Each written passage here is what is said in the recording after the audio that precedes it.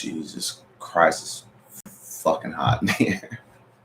Yo, I'm in this shit sweating, man, and my summer body is not in good shape for my current situation because it's hot, and so I'm in here kind of sweating, but I still have a little too much fat on my body for all that. I ain't fat. I'm just, like if I tone it up, when I tone it up, that's my new goal, man. As we go into summer, man, and we start to try to phase out of this quarantine shit, I realize that I need to, try to take back the opportunity to have a marginally attractive body. I don't know who the fuck for, but I just need to look a little bit better than I do now. So today I walked/ran about 4 miles. Did a bunch of stairs, trying to cut back on the sugar, so I can, I don't know what I'm doing. I'm trying to find some shit to watch, man. But, like I said, man, it's hot as hell in here. I think it's just me tonight. It's Sunday, May 10th. It's already May 10th. We are live on YouTube and as well as on Track Talk Radio. This is the Meaningful Jackson Show, and this episode is called Hot as Fuck. I think it's called that. I don't even remember because it's so hot in here. My brain has started to deteriorate. Well, no, that process started mad long ago, but it's increased since I came into this room because it's hot as hell. Big Baby Jonathan, what's good, bro? Appreciate you tuning in, my man. Shout out to John. John's got a lit podcast. I don't know. I always shout him out, and I have people who will ask me, what is his podcast? Go check it out. And this is one thing about my show as well that I hear people say. They go, how's the show? I don't know. You tell me after you listen to it. And the same thing for him. His shit is lit, man. Just go watch it. If you're looking for NBA updates and info, especially anything in regards to the Lakers, that's your guy. Matter of fact, I'm literally watching a YouTube video right now where I guess these people, they chop up these videos, and the one I've been watching mostly today is like a series of videos where it's like all these altercations that people get into. And so, yeah, okay, shout out to John. Thank you for putting your title in there. Listen, Big Baby Jonathan Sports Podcast, man. Y'all check him out. It's going to be lit. But, John, I'm in here watching I'm watching videos of altercations. So, John, let me ask you this. How many actual tough guys do you think we have in the league? And I'm going to say there's only one, and I'm going to tell you who it is, but I want to know what your answer is real quick. How many tough guys do you actually think we have in the NBA, and who are they?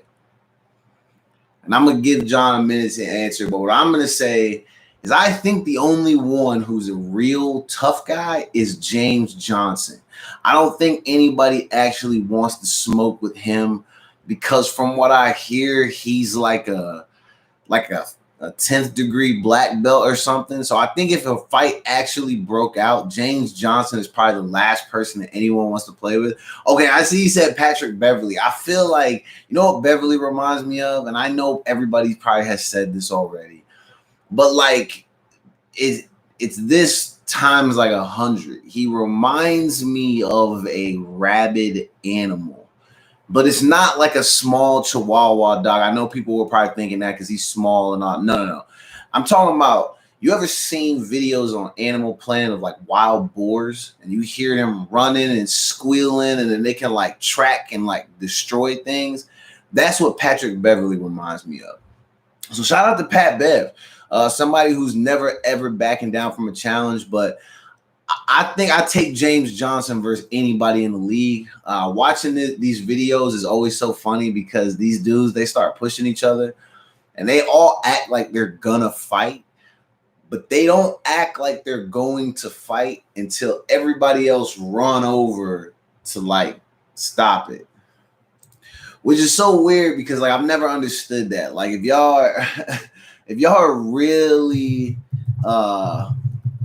if y'all are really, really about to like put hands on people, just do that shit.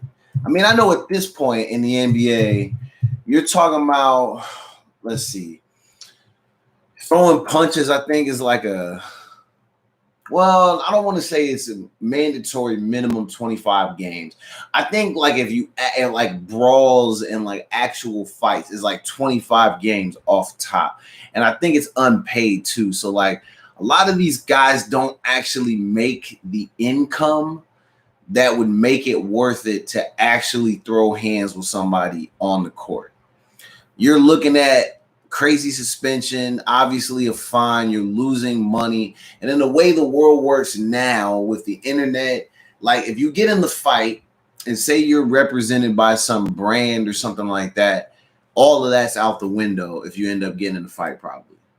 I don't know, maybe if you win the fight though, that might could be lit. I mean, I don't know. I don't think people lose a ton when they get in fights, but I also don't like I'm thinking of like actual fist fights that we've seen in the NBA in the last like decade.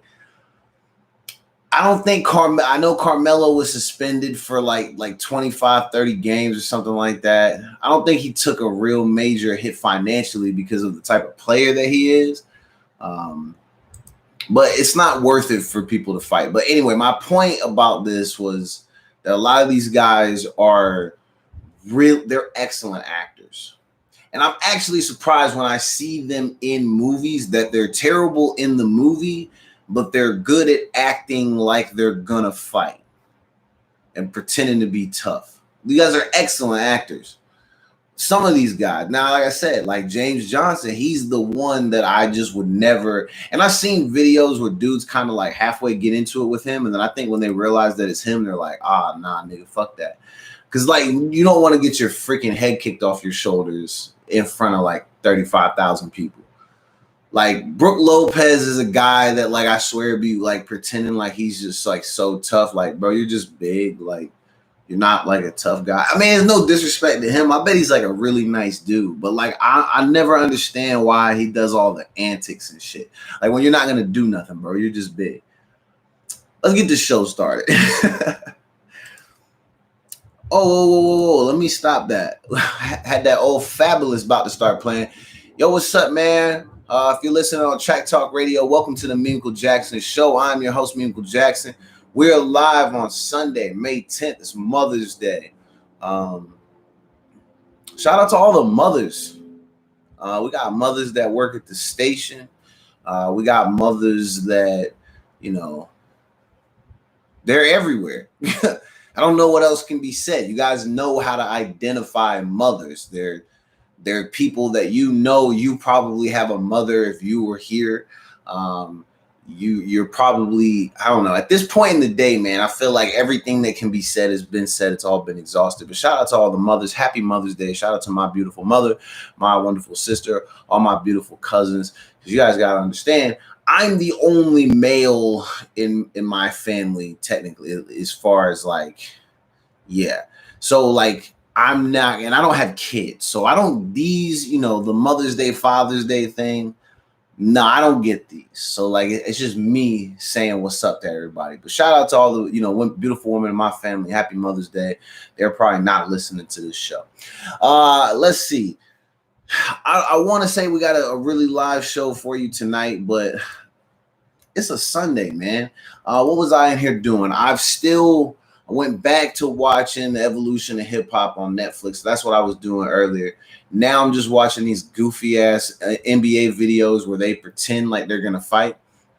So that's what I was talking about before I introed the show.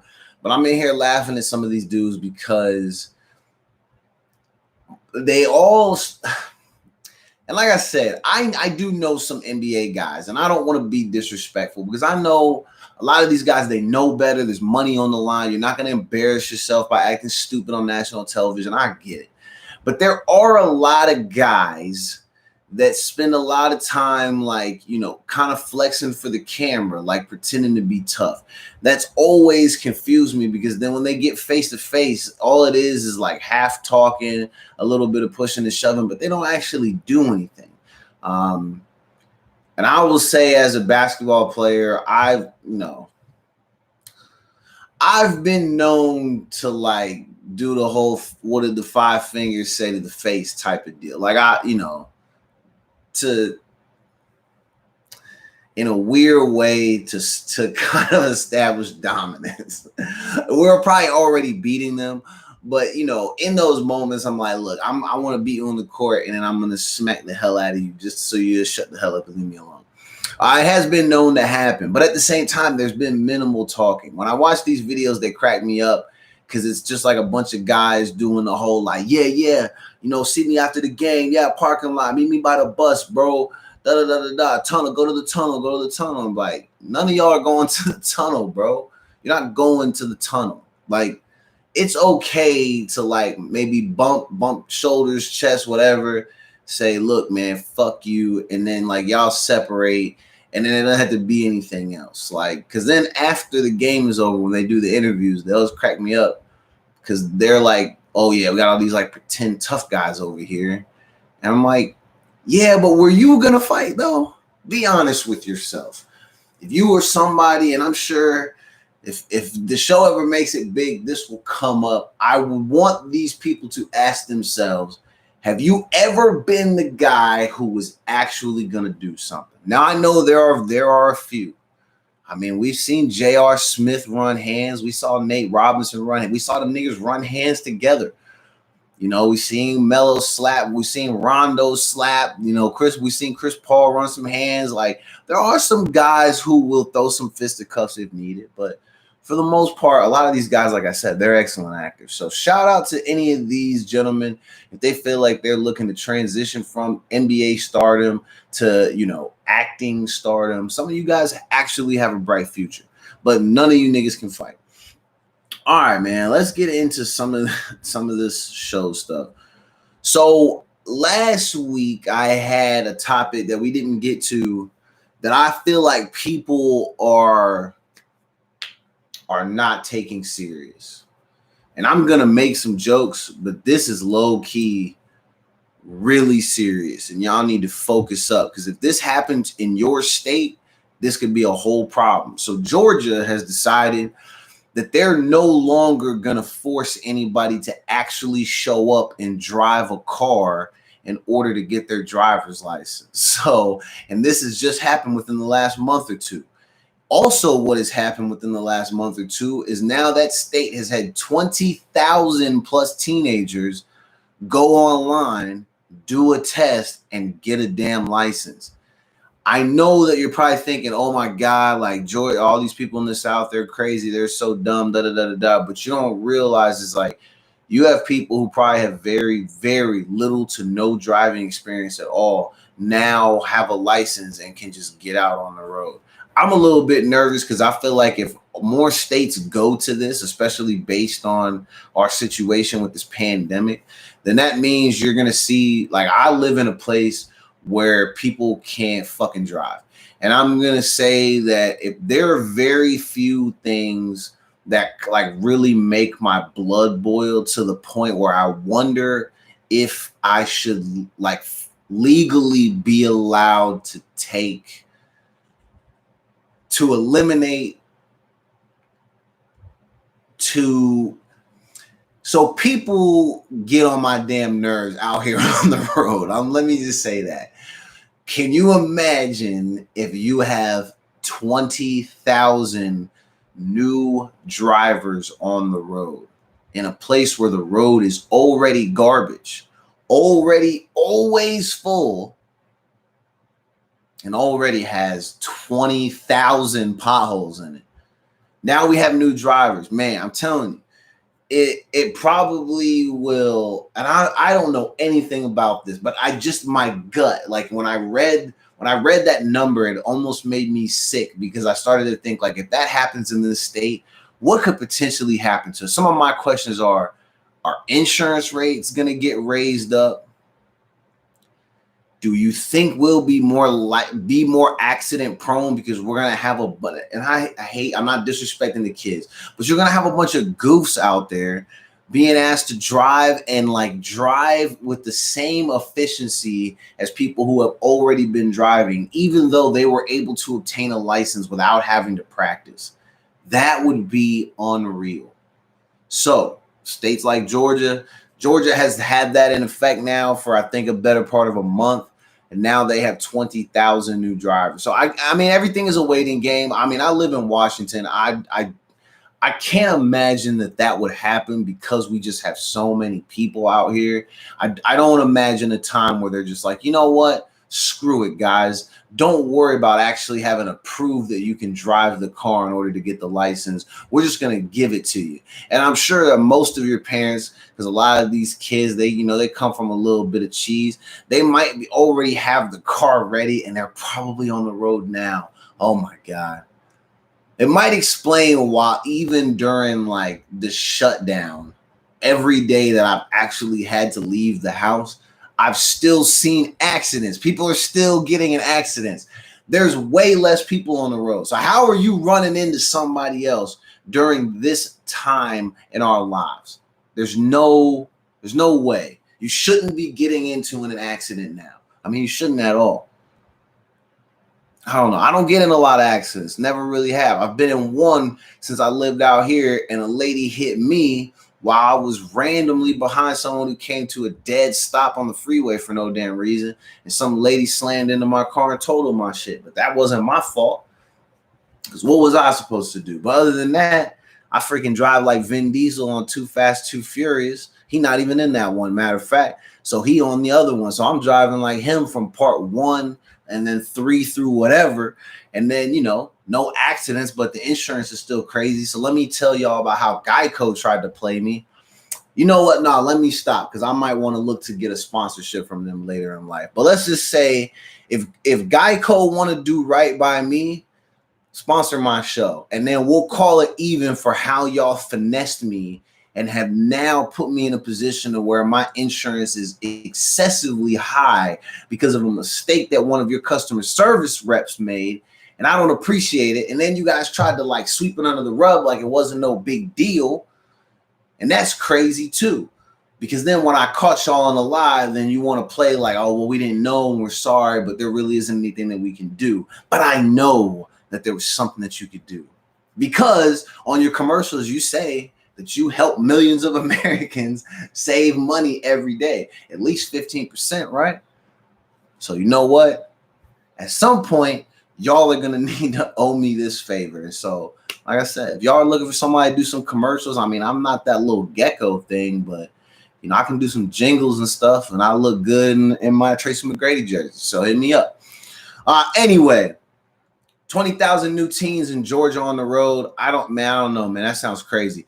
Let me know if you are a fan of the show and you live in a state where this potentially might happen. And I want to know what you are thinking about that. We're going to continue to monitor this because I have a feeling that this is not the last that we will hear about, this whole not having to take a physical driving test in order to obtain a license, which just seems crazy. A little information about me. First car I ever drove was the vehicle that I drove to get my license. It was a Toyota Tundra, and I did pass. So I wasn't too bad, and it was not my vehicle. So shout out to my man Steve for letting me borrow his whip to do my driving test because I had never driven a car, which was probably a scary thought. Think about how I've been feeling this whole time. This is probably how he felt. I'm surprised he let me do that shit. You know what, man? I could have a whole show telling you stories about how me and Steve used to just get into it. And Steve's one of my cool ass homies. He's one of my big bros. So he's good people. But I got a whole story about how I used to ref sports games with him. I threw a whistle at his head one time. And this is all shit that he can confirm too. Yeah, man, his wife used to buy me sandwiches and stuff like that. This is when they were just dating. So they're good people, man. Shout out to Paige. Happy Mother's Day, Paige. If you ever see this, just know your man Nick is still showing you guys some love. Yeah, I said my real name because they probably would laugh knowing that I have a stage name, because I'm just this little guy that they knew who played basketball at the place that they worked at. So shout out to them, man. Shout out to Steve for being cool with me and letting me throw a whistle at his head and then letting me borrow his whip to get my license. And that was when I was 18. I was a terrible driver. Shit. Yes, I don't know if I agree with just like having people do an online test. You could cheat with the online test too, because you can just get somebody who's already been driving to kind of help you with that shit. It's not like they're monitoring that. You're going to do that, and then you're going to get the license. You're not going to know how to operate a vehicle, and then you're going to end up getting somebody killed. And that is the serious part about this. So please, if you are a young teenager, you probably will not see this because the thing is rated mature or whatever. It has a thing. It's not for anyone under 18 years old. But if somebody in your family who is over 18 watches this show and then they look at you dead in your face and they say, man, you're such a shitty driver, maybe you should hear this. I want you to know one thing. Please make sure that you do everything you can and utilize all your resources and learn how to drive before you get out on the freeway and try to brave that shit. Because me, I'm gonna be cruising around doing a minimum of like 80 to 85, probably in the carpool lane. And I don't need you getting in my way because you don't know what you're doing. Because I will run your shit right off the road. Anyway, let's get into the rest of the show. I'm literally in here. The back of my kneecaps is sweating, dog, because the show is so hot. So y'all make sure that y'all like and subscribe. Do all the things. What else do people do on the internet? You like it, you subscribe it, you share, you comment, you add me, you add Priscilla, add James, add Steph, add all my friends, add Sherry. Sherry's the CEO of Track Talk Radio. Miss Tag Talk is her handle. Listen, man, I'm not good at remembering everybody's info. I barely remember niggas' names. But make sure you go follow all my people. Subscribe to my Twitch channel, Minkle Jackson ENT. It's worth the $5. My other podcast, Starters on the Bench, is freaking funny as hell. Let's see. What else do we got to do? Shout out to Tribe Tokes, who's a fan of our station, Track Talk Radio. So Tribe Tokes, man, they got good CBD products, man. A lot of our ladies that are affiliated with our station and our brand and even our show, they use the products. They swear by it. I'm not going to lie to you. I rep them even though I have not used the stuff. But it's because I fuck with these people and they fuck with us. They make good stuff. Our people love it. So we're always going to give them shout outs. So shout out to Tribe Tokes and then blissbody.com. Go visit these websites and obtain these products, man. You guys literally have nothing to do. So, unless your state is reopening, which that's pretty cool for some people. We do have a lot of states reopening. Washington has kind of like let everybody know about the phase plan. I came to terms with it the other day. Listen, people, for me, the only thing that has been bothering me is that I haven't been able to play basketball. Other than that, the rest of this shit, I totally get it. I'm on board with staying home, but maybe I feel like I should be allowed to have my one guilty pleasure per week, and that's playing basketball. I feel like we should, if we go Monday through Friday quarantine, we should be able to do Saturday, Sunday basketball. I'm pitching that for the nation. And I feel like people should be on board with that. You do 5 days and then you hoop for 2 and then go back 5 days. Like, I mean, come on, I don't know. It's a terrible suggestion, I know. And not everybody cares enough, but I know all my hoopers would be down for that. I bet every single one of them would stay their ass at home Monday through Friday if they knew that they could go to the court and go to all the gyms on the weekends. We'll be lit. So I really just need basketball to come back. Other than that, I found a way to get a haircut. It does obviously, helps to, be cool with good people. And, I shot James is my family, bro, so shout out to him, man. He's a part of the show. So we want to, make sure that our people are taken care of. So, hey, it's people helping people. It's powerful stuff. Plus, and I don't want to hear nothing about it because this was the other thing. Somebody did try to say, why'd you go get a haircut? Oh, my God. Think about the lives that you could be putting in danger. Fam, let me tell you something. I have made it very clear on this show, and so did my man James, that we both felt like we already had this shit months ago before y'all even started panicking about it. And we spent time around each other doing these shows after the fact. We're fine. We're still here, so we're not tripping.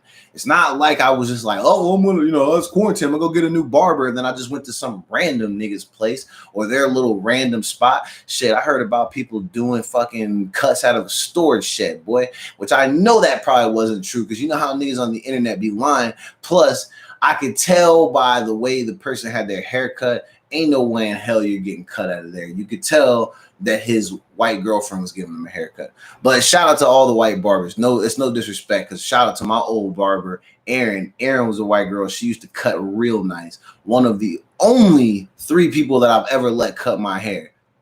4 now. But literally, Erin was nice. But you could tell this dude, y'all know what I'm talking about, where Buddy's hairline was going like this. So maybe he was getting cut at a storage shed. I don't know. But it looked like his girlfriend was probably doing it.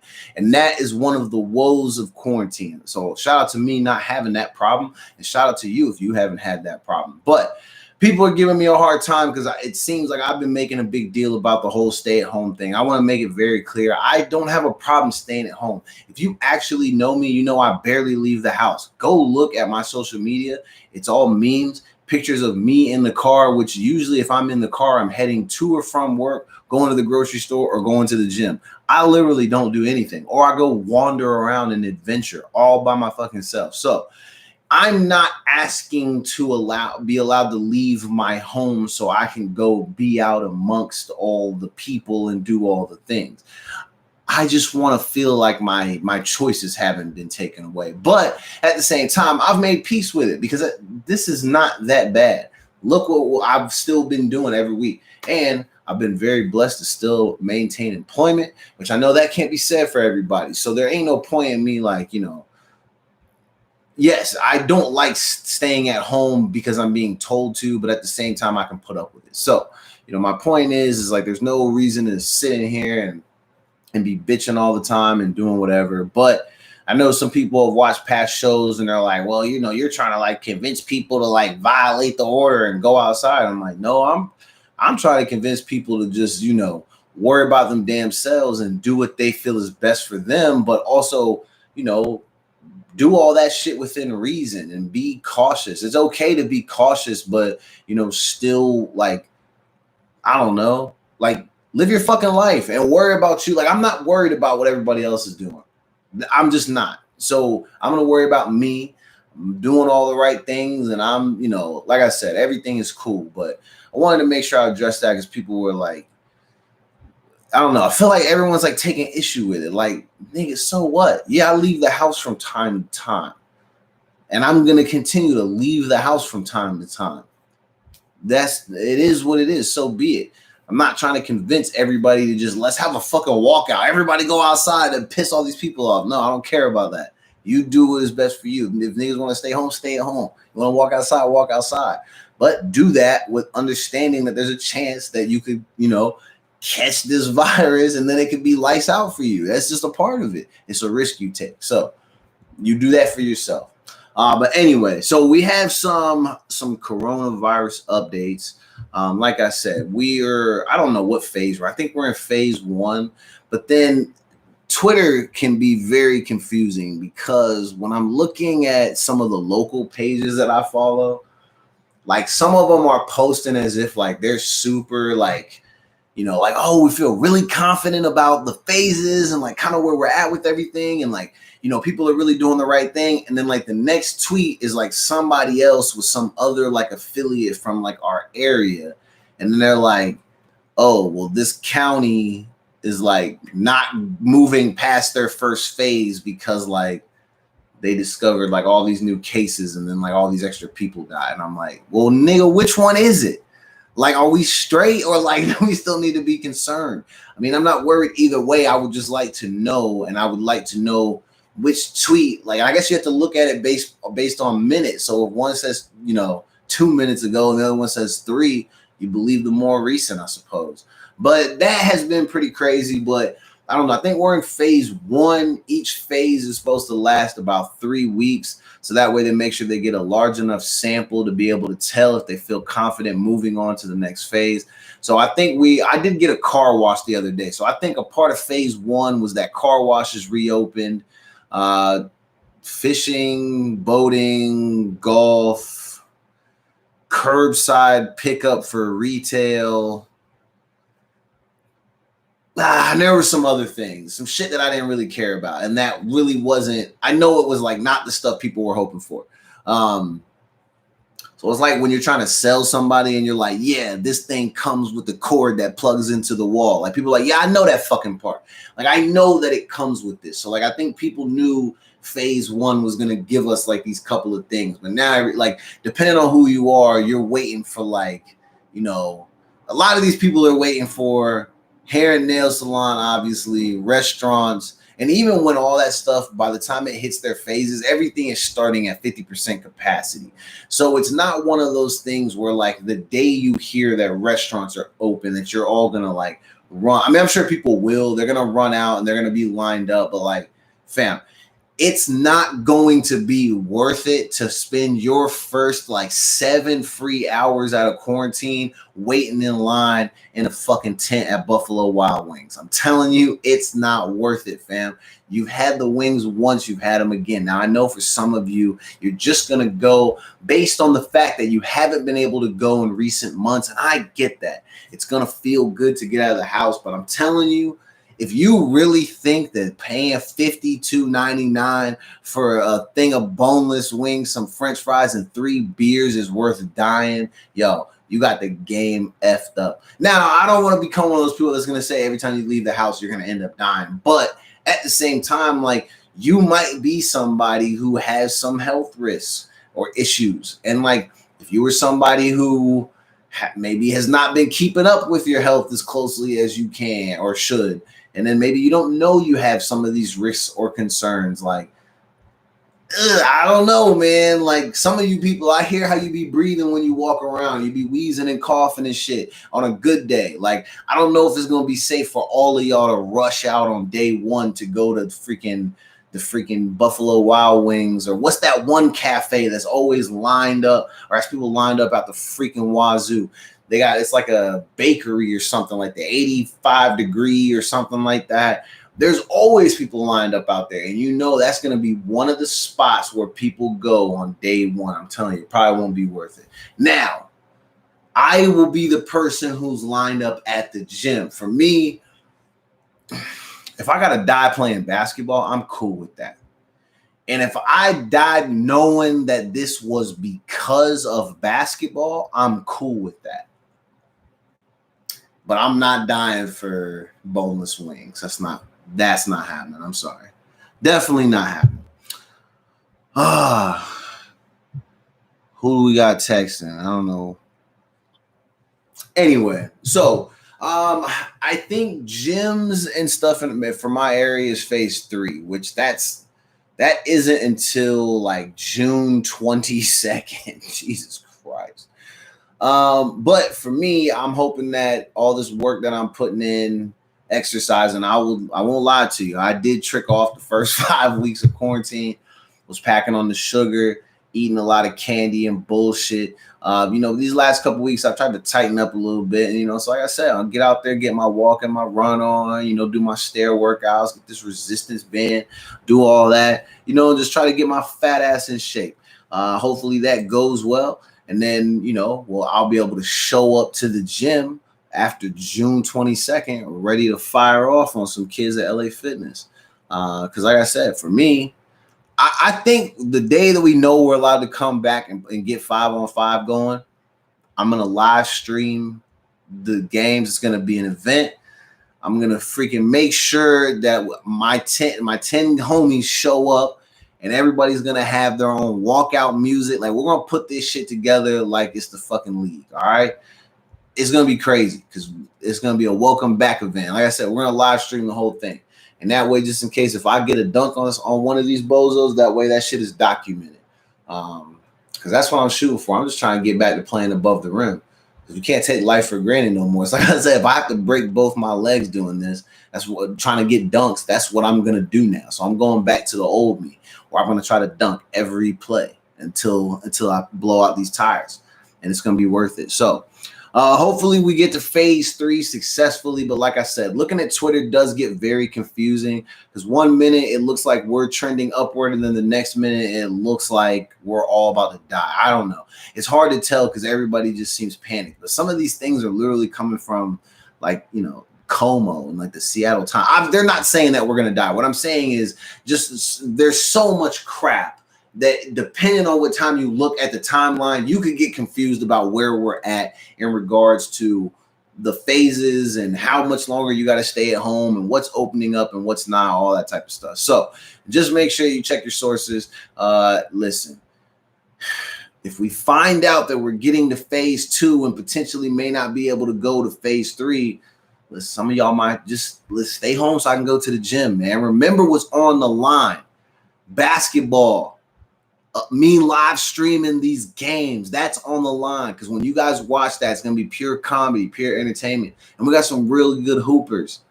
Let me rephrase. They're okay. I'm really good. They're okay. All right. So let's keep our fingers crossed that we actually get to hoop. That is what I'm counting on. All right. Let's see. All right. I definitely saw an article that was,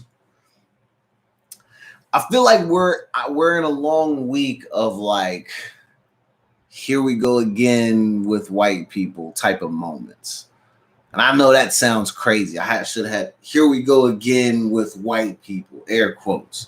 Tom Cruise is about to film a movie in conjunction with NASA on one of their little spacecrafts. So he's going to film a movie in space. It was either him or Tom Hanks. It was going to be one of the Toms, because those are the two people that represent white folks. So I'm not surprised that something like this is happening.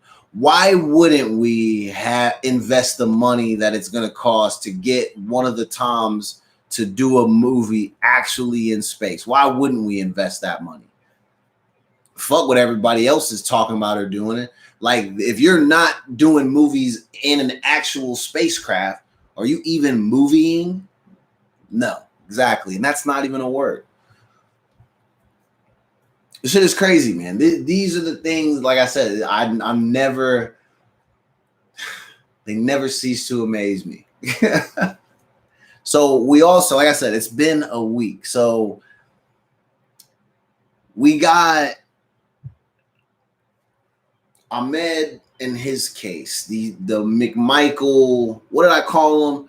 The bitch ass McMichael boys. That's what I crowned them earlier in the week. And so we move on to their situation. And this shit is crazy because we're in a situation now where we have a lot of questions surrounding this case. We're wondering first, why did it take 2 months for them to bring these two jokers up on charges? It's very confusing, especially because when you see the tape, you see them clearly murder this guy. Now, we also have had, like, I don't know what this guy's role is. Looks like he's the attorney who leaked the video.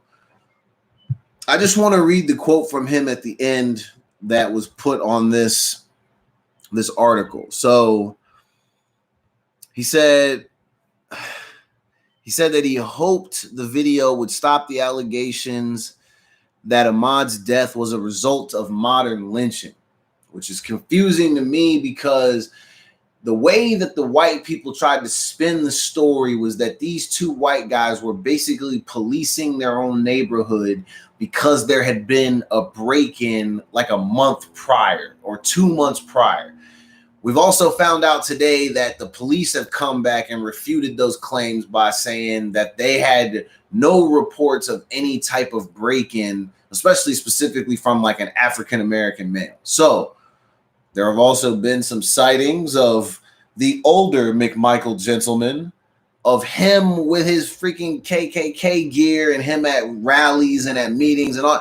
And if he want to do that, that's his business. But my thing about this is that this guy's saying that he wanted to make sure that Ahmaud's death, excuse me, that the video itself would stop the allegations that Ahmaud's death was a result of modern lynching, which it obviously was. He also goes on to say that, let's see, his purpose was not to exonerate or convict the two gentlemen, but then he goes on to suggest that Ahmed could have prevented his own death. All right, so this is the part that I want to get to. I'm very confused after anyone watches a video. How can you watch this video where these two guys roll up on a person who's walking? They roll up in a truck. They get out. One of them is trying to shoot, but also fight him at the same time. So while he defends off that guy, there's another guy on the truck also shooting at him. So this is two guys shooting at one guy, shooting at a guy. They didn't jump him. They didn't run up on him and say, yo, my man, run it with their hands real quick. This is not none of that. This is two guys who saw a black man jogging down the street and they murdered him. So the attorney is saying that he leaked the video so that way he could get people to stop assuming that it was a modern day lynching. But now we're confused. Did you not watch the video, my guy? It literally, when you hear that phrase, it's not rocket science, because that's some highly regarded profession. It's something that's like, you have to be one of the upper echelon to be able to comprehend this. You don't have to be that for this situation. You just have to literally have two fucking eyeballs, two working eyeballs. And if not, they make these things. And these, my friends, they're called glasses. Can't see shit without them, but when you put them on, things become a little bit more clear. So when you watch the videotape, you can see clearly that it was a modern lynching and that these dudes murdered him. So we have questions about this attorney. There were also some, I guess, reports that the cops were looking to potentially question the person who filmed it. And then they were making some fuss about how when you hear or when you watch the video and you see the person driving, what you're hearing in the background is him also cocking a weapon of some sort. So maybe they think he was also going there to help these two guys. Now this guy has come out today or yesterday and said that he wants to make it clear that, he recorded the video because he was trying to do the right thing and blah, blah, blah. Like, no, honestly, for me, the right thing to do in that moment, if you're in the car recording and you see these two guys shooting this guy, you ram the truck at full speed to make sure that you get everybody's attention and you get them to stop firing those guns. In that moment, that's probably what that guy could have done. You should have rammed that fucking truck and you could have put a stop to all that shit. And I understand.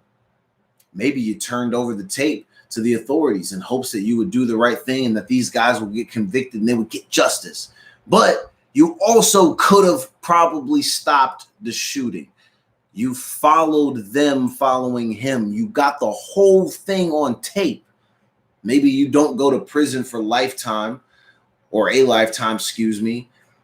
Maybe you don't do any jail time at all. Maybe you just get a slap on the wrist. But I think you should still be somewhat to blame in this instance because you were the closest person there that if you weren't trying to kill him, like you're trying to say you weren't, you could have at least tried to fucking help him.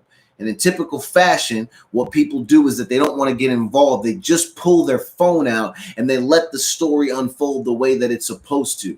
Like, bro, we're staying at home, right? To save lives, right?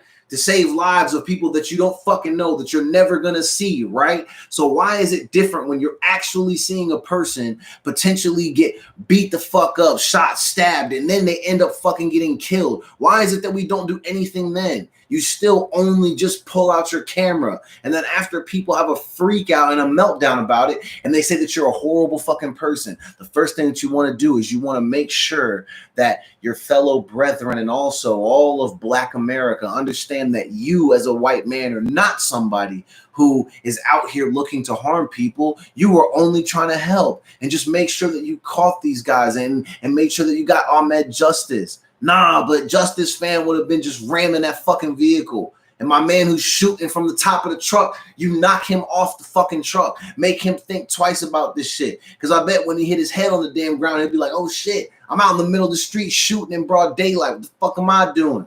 And maybe Ahmad could have fucking lived. But no, you just recorded and you watched it happen. So I don't know. Maybe you are to blame. I don't know if you should do life in prison or get the death penalty, but you are to blame, my friend. So also, we are wondering, and now we have a lot of people, and you know, it's fine. Listen, I've heard that there are all these celebrities signing things and like wanting to make sure that this goes to the highest of all of high courts.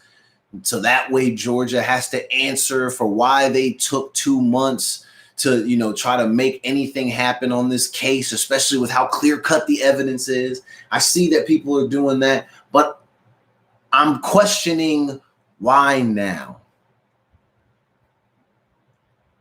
And if you, this is just my opinion.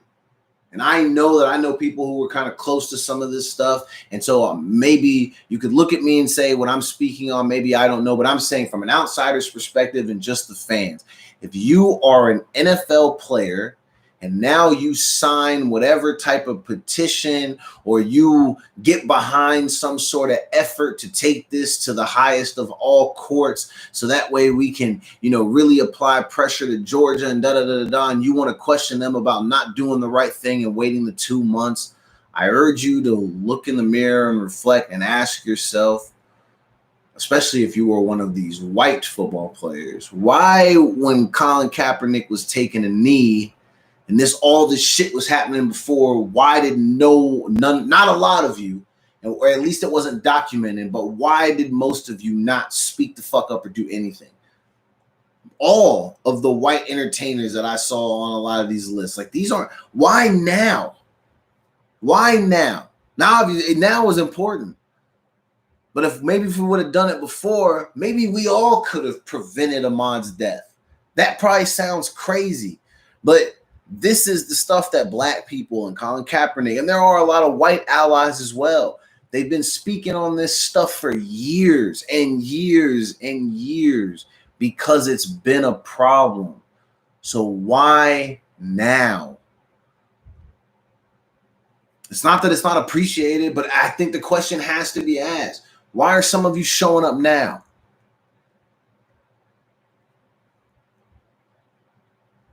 I don't know, man. Like everybody was out there like running and jogging for Ahmad the other day. And you see all these white people, they're like, yeah, I ran 2.2 miles. You know, we're doing this for Ahmad. But what'd you do for Trayvon? What'd you do for Tamir? What'd you do for Mike Brown? Did you doing anything hinge or be based on whether or not these were what society and the media deem as respectable young Black men? Do they have to be respectable in order for you to be like, yo, it's wrong how y'all just killed my man on tape? It's wrong that you choked Buddy out over some loose cigarettes. It's wrong that you asked the guy to pull out his ID and his wallet and all that, and as soon as he reached for it, you fucking shot him in front of his wife and his child.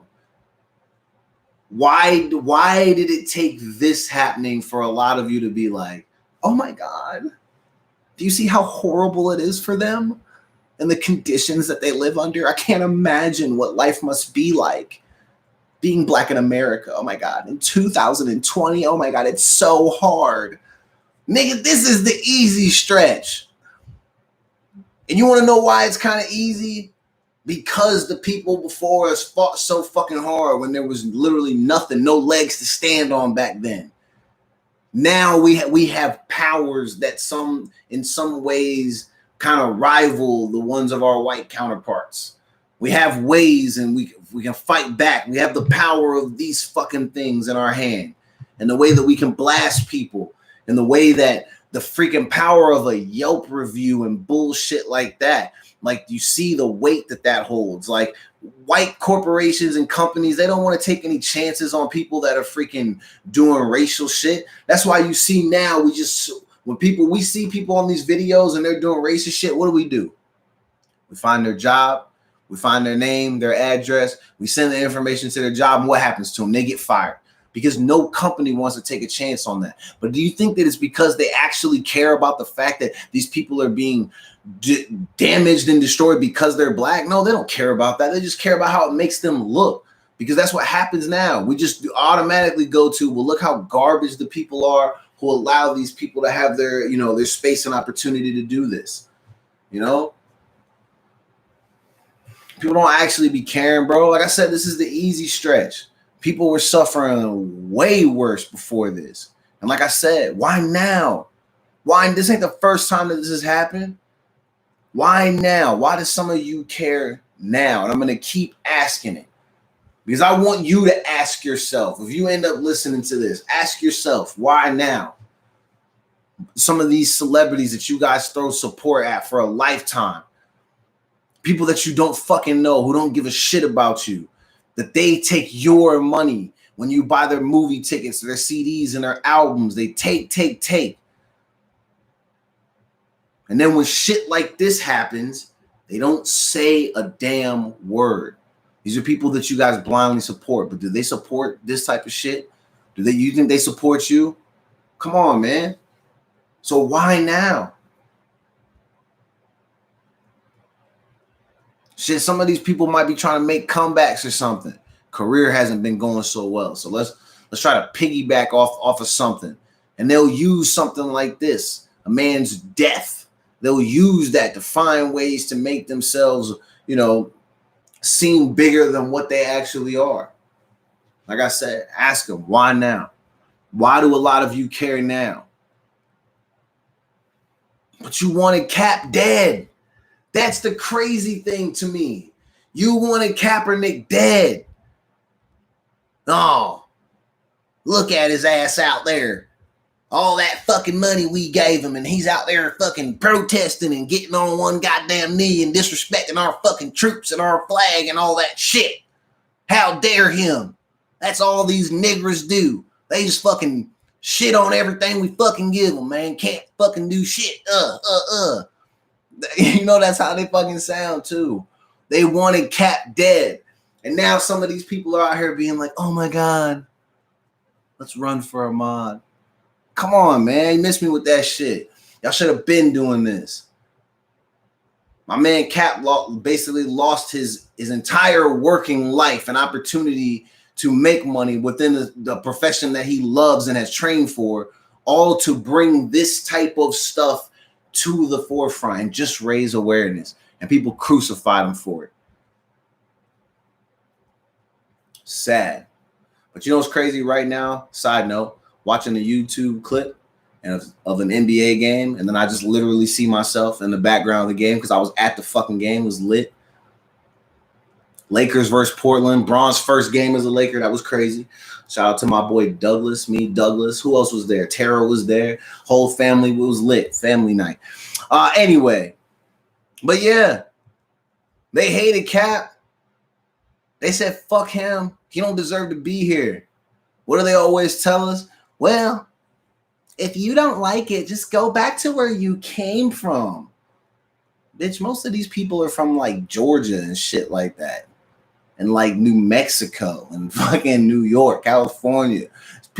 Yeah, maybe the bloodlines travel back to Africa, but a lot of these people are born here. They're not from where you think they're from. You know what's crazy? Someone really once tried to tell me I needed to go back to Africa. I always say, how do you expect me to go back to a place I've never been? And I also have to remind them that, bro, I was born in London, England, on a fucking military base because my parents are military. Shout out to dual citizenship. But even if I was to go to Africa, I'm not from Africa. They're going to be able to look at me and be like, yo, look at this nigga. He not even from here. They're probably going to kick my ass on day one.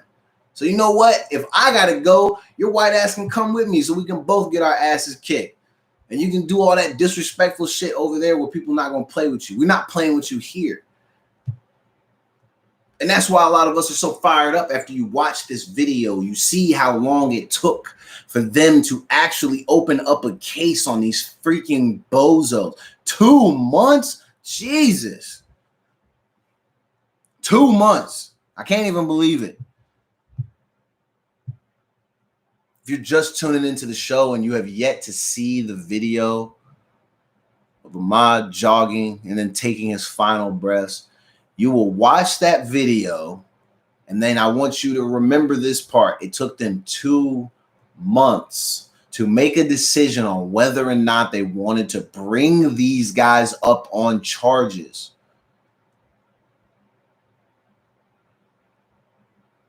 And if you hear the 911 call, I want to go back to the 911 call. I referenced that on like another show like last week sometime.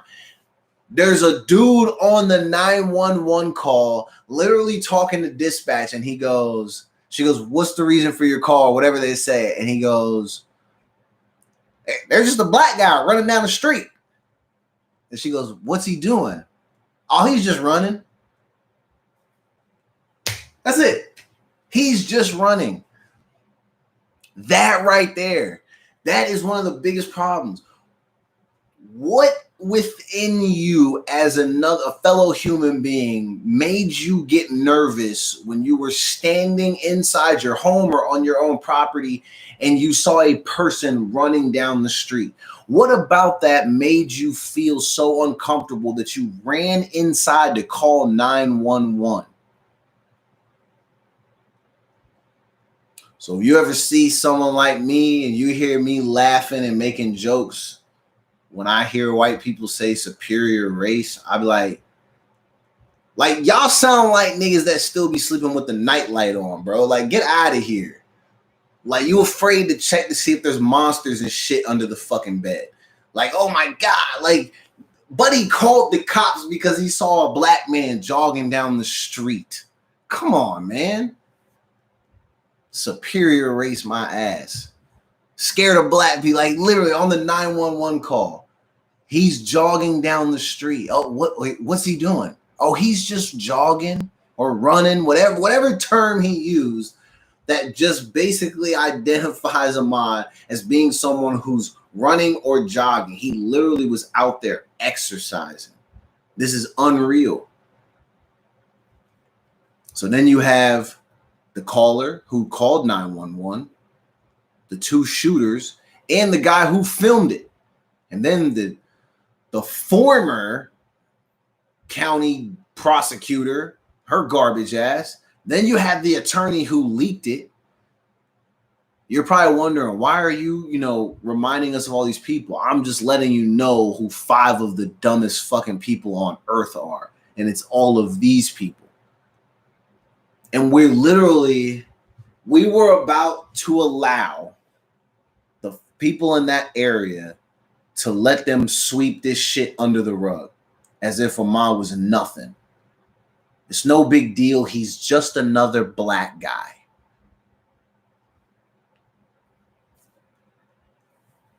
Less than animals, folks.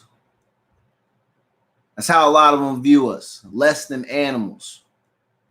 That's how they viewed my man that day. That's why they hunted him down and they shot him.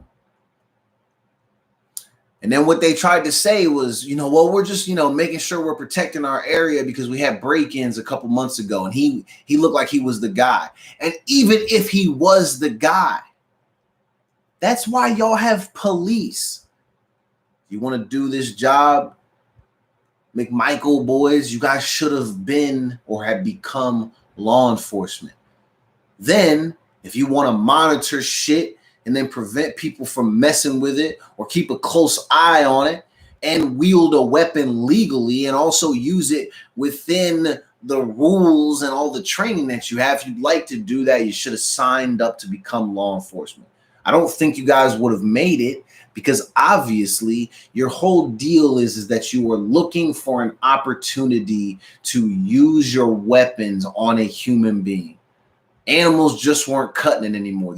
Both of these gentlemen must have been extremely bored with the kills that they had had because they were animals and there was no threat to see if they could kill back. So next best thing is, why not just kill a human? These are terrorists. These are thugs. A guy selling loose cigarettes is not a thug. A small child at a park, maybe making a bad decision by playing with what looks like a gun. Maybe that's a bad call, but that kid's not a thug. Tamir Rice is not a thug. He was a kid.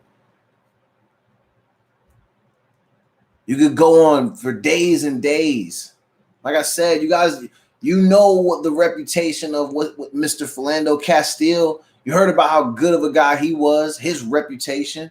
They tried to spin it like he was some horrible person. My man even had a permit for the weapon that he had on him when he was killed in his car in front of his girlfriend and his daughter. Last week, I had many shows where I talked about the differences between the two races, how they get treated by police, how they get treated by other people. Like, come on, man. Y'all see how it's different. If roles are reversed and Ahmad is Mark, and Mark gets killed by JaVale and freaking Tyreek, do JaVale and Tyreek, do they get to get walked out in handcuffs, get invited to the police station? Hey, you guys mind coming on down? We know you were involved in a murder a couple months ago, and I know we got it on tape, but do you mind coming down to answer some questions? Like, do you think Tyreek and whatever that other name that I use, do you think they're getting afforded that same opportunity? No. Because you know what happens. If they, as young black men or even old black men, if they were to kill a white man, you have two black guys and a white man, if they kill that guy, even if they get to walk away from that crime scene in that moment, which I don't think that they do, they're probably sending SWAT for them. Or they're probably putting together some like 10-man tactical team, and they accidentally end up killing them before they can apprehend and then bring them down to the station for questioning. It's okay. They were thugs. They had weapons. There was nothing we could do. We felt for our safety, or feared for our safety. Excuse me. Those are like all the typical lines that law enforcement uses. But like I said, because like these two dudes were white and the victim was black, it's like, oh, just take your sweet fucking time. It's not a big deal. We're not in a rush. The guy's dead. What do we care? That's probably how they was acting. Because if they really cared, you would have seen the tape and you would have been like, oh shit. Or you just would have heard the police report. Wait, we got a body in the middle of the street. How the fuck did this happen? Oh, you guys shot this guy? Well, even if we like you and we're friends, we need you to come down to the station. And you probably need to hang out here until we can get to the bottom of this. But that didn't happen.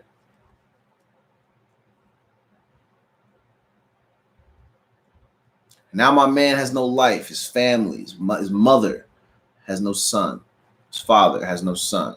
If he had siblings, they don't have a brother anymore.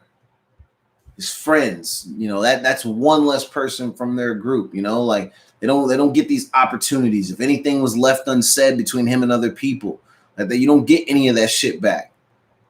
And that's all because these guys are just deciding that they want to take matters into their own hands. So some of these things that I read over the weekend with this, I mean, like, here's one where it says, it says district attorney blocked the arrest and the shooting death.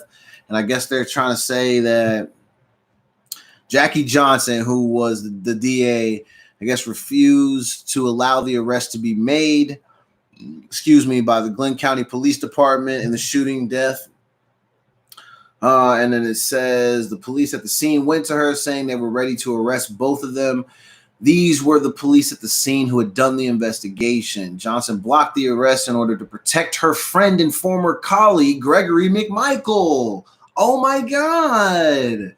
Because he used to work as an investigator for Johnson's office. What are the fucking chances?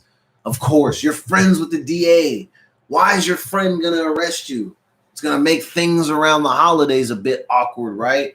When you guys come over to hang out and your families hang out, like imagine how awkward that talk would be. Right as you're going to cut into the turkey, and then one of you just looks up and goes, "Hey, you remember earlier in the year when we had you arrested for murder?"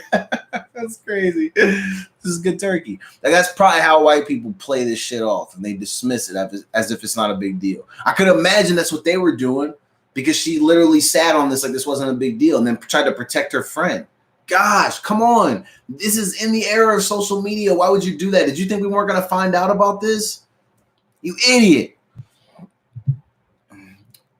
This is crazy. All because he used to work in the same office and do investigative work for her. This is crazy. There's all these different reports about all this type of stuff happening.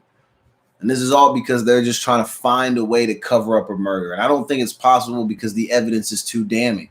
Like I said, if you saw the tape, I honestly would be shocked if the trial itself lasts more than a few days.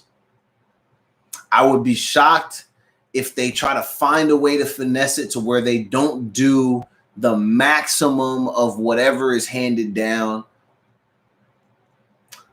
I don't know how the state works and operates with the death penalty, but I feel like this is one of those times where like that should definitely be on the table if it's an option. If not, whatever, we get it. But then that means they should be, prosecuted to the fullest extent of the law, because that's what you do to black people. Excuse me. But I would be surprised if this turned out like an Amber Geiger situation where then a witness comes up missing, and then you see like the appeal process begin, and then the term is cut short. Like I don't want this to go from like mandatory 25, 30, 40, 50 years, whatever, and they cut it down to like, oh, well, you're going to do 10 because like you cooperated or whatever, or we know people. Like if that happens, especially in this situation, because we're already being shown that the system is horribly broken, and we knew it was broken before, but this is like, fam, you need new brakes for the car. The only thing holding this is like a couple of pieces of duct tape. And now those pieces of duct tape are ripped off after being shown this fucking video, because you see how horribly broken this shit really is by the fact that these guys murdered this guy and then literally got to live life in regular mode for 2 months. Now, I know we're all on quarantine, so I know life for them was kind of shitty, but at the same time, they still got to roam free and live their fucking lives like it was no big deal after they murdered some guy broad daylight in the middle of the fucking road. That shit is crazy and it's unacceptable. So, like I said, I will be surprised if we don't actually get the victory, but maybe I won't, man, because we've seen it 100 million times, it seems. You see an obvious situation, and then you watch people not do the right thing by the victim, and then they drop the freaking ball, and then you watch people who commit freaking murders, and then when they should be going away for life, they only end up having to do 2 or 3 years because of the people they know and who they're connected to. And then you watch, unfortunately, you see our people. I mean, you got people doing freaking life sentences for shit that's like, not even jail worthy, maybe, which is crazy. And it just is, like I said, it's just the system and the way that people have tried to rework it and finesse it too many different ways, one too many times. And you're just seeing where all of this shit is horribly unfair and it's crazy. And you just see it more and more every single day. It's heartbreaking. So we just hope that the right thing is done by this. That's all I'm really asking for. Like, I don't know, man. I'm not really expecting much because we already seen where the DA was trying to freaking, basically obstruct justice by protecting her friend. That's crazy. So it makes you wonder what else can happen. Let's see. What else can happen? How about a teenager finds $135,000 on the ground and he don't keep it. He gives it back. I don't like that. I mean, okay, look, let me say this before I get these jokes off. We've had stories on the show before where we talk about people finding lump sums of money, and we make fun of them for being dum-dums and not keeping it.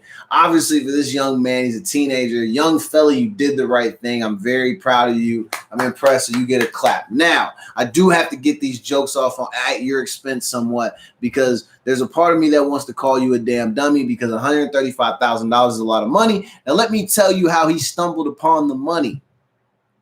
He stumbled upon this money because somebody who was delivering cash to the Wells Fargo ATM left the bag out beside the ATM. So you know how they have the truck, the armored truck that comes through, they deliver. So this happened because somebody was probably smoking crack before work and totally forgot where they was at. Or they maybe did shrooms or something. Or maybe they weren't on drugs and maybe they literally were just being fucking careless. I don't know, man. Every scenario is possible. But at the same time, $135,000, I'm assuming that whoever did that now is no longer employed by the company. If they still have a job, that is probably the most shocking thing I've ever heard. But that makes me want to go work there, because the worst that I'll ever do at a job is maybe like leave trash on my desk or something and maybe cuss somebody out. But if you can leave $135 outside and not get fired, like that sounds like a place for me. But yeah, buddy left the money out, forgot to put it in the actual machine, and this young teenager found it. And then what else? What he decided to do? Well, I mean, he's 19, bro. You're not even like a little kid. At this point, you're a man, my nigga. You should have kept this shit. I was like feeling some type of way. I don't want to disrespect you because I thought you was young, but like, yeah, you are young, but you're still technically classified as an adult. So we can call you stupid on the show. So this damn dummy, but shout out to you, young brother, you did the right thing. This damn dummy found a clear bag full of cash at the Wells Fargo ATM and did the selfless act of turning the money in. And I guess he got, which actually landed him a job offer at the local police station. Is that what you wanted to do, though? I don't, bro. Either they probably locked him in because they're like, yo, look how he'll just like give the money back. He'll probably snitch on niggas too. We can lock him in and then we'll get him to do stuff. God, be careful, bro. But he called the number on the ATM machine, had the money returned. So, you know, we wanted to give him like a little shout out, but obviously kind of make fun of him a little bit. I don't know, bro. Like, I felt like they came up a little bit short with that $1,200. So that extra $135,000 would have been cool. But like I said, he did do the right thing. At least you didn't take the money, but I don't know. I know my mama raised me right, but I probably would have been eating filet mignon that night, boy. I'm telling you. Yeah, I would have took the money. We're just being honest. But I would have taken it. I would have made sure that I bought, you know, tons and tons of food. Would have went out, fed the homeless, tried to buy people some N95 masks. You know, would have done all the right things, and I would have only kept like 133,000 of it. So, you know, I'm not being greedy. I'm, you know, come on, I'm doing what rich people do. Anyway, the guy said, in the back of my head, I was just thinking about my parents, especially my mom. Of course, we want to give a shout out to all the moms on Mother's Day, but he said, especially my mom, what she would do if I came home with the money and what she would do with her chancala to hit me. Buddy knew that if he would have brought the money home, that his mom was going to beat that ass, because moms know, and no mom would have been like, oh yeah, keep the money. I mean, a grimy scumbaggy mom would, but like a real mom would kick your ass because she knows there's nothing but trouble and there's no good karma from keeping money that don't belong to you. So shout out to him for doing the right thing, because he could hear his mom's voice in the back of his head saying, I'm going to beat your ass with this slipper if you play with me, boy. Yeah, that's just crazy, man. $135,000. So no shout out to the person working for that company who just left the money on the ground. You, like I said, I don't know, maybe you're going through some things or whatever the case may be, but bro, you left 135 racks just on the ground next to an ATM. How do you do that? That's crazy. But also, why does nothing like that ever happen for me? I mean, shit, last time I found money on the ground, I think I found like a 5-ski, which was pretty cool because that $5 paid for a lot of candy at Dollar Tree, which was cool. But $135,000 could have bought me like 3 new whips. And I know what you're thinking. You're probably thinking expensive shit. I'm like, no. I'm just trying to get a fleet of Honda Civics. And that way I'm, you know, rolling kind of nice, good for the environment, and I'll also have multiple cars like rich people do. Come on, people, think smarter, not harder, and you save money. You could probably buy like 10 Honda Civics with $135,000. Get them on deal or something. I'm sure Honda's running sales because one of the things that opened up during our phase reopening is I think car sales are opening up. Maybe that's phase 2. I don't know. But anyway, shout out to you if you need a new car. I don't have any dealerships to recommend you to, but check out a Honda or a Hyundai. That's what I got. Hyundai. Like I said, buddy found $135,000. I definitely would have kept that shit. So shout out to him for doing the right thing. I really did think you were young, but you were 19, so you're a grown-ass man. You did secure the job offer by doing the right thing. So again, shout out to you, but you're kind of stupid because you should have kept that money. All right, something that's crazy. So I saw this story and I'm like, I'm so confused. So we have a Washington man. This is literally out here in the state of Washington. It says Washington man hid in a 12-year-old's bedroom for a month, and he was sexually abusing her. This young girl lives with her grandfather. Now, here's where I get confused. So he lived in the closet or under the bed for a month. A month, right? Think about a grown man not showering for a month. If you are a man, you would be able to smell that. How would he even make it that long, more than a week in the room? Now, obviously, because this girl's young, we don't know what she did, if she said anything or whatever the case may be, but I'm confused how grandpa allowed this to happen. And so I'm not going to say his name because he doesn't deserve to have his name said on my fucking show. So he's accused of repeatedly sexually assaulting a 12-year-old girl from Oregon for over a month after he moved into her room and hid under her bed and in her closet to avoid detection. The girl lives with her grandfather. He first made contact with the girl back in December via social media, and in February, he convinced her to meet him at the Wild Horse Resort and Casino. She's 12. How? What?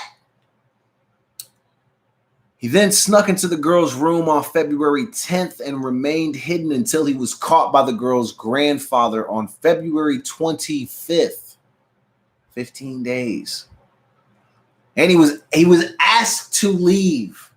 I was expecting where he met his untimely death. Like, I don't know, man. I feel like if I had small children in the home and then I randomly found some adult hiding in the space that I have for the kids, whether they be my kids, my grandkids, nieces, nephews, even kids that I'm just house, babysitting or whatever. They're over for a weekend. They're, friend of family, whatever the case may be. If I found some dude in the room with them, I don't see a scenario where that guy leaves the room. Like he's dead on sight. Now, remember, it's a grandfather, so I get it, but I'm very confused. The thing says asked to leave. Not shot at, not none of that. He later returned to the girl's room where he lived in a spot he created under her bed by removing some of the slats that held her mattress, and sometimes he hid in her closet.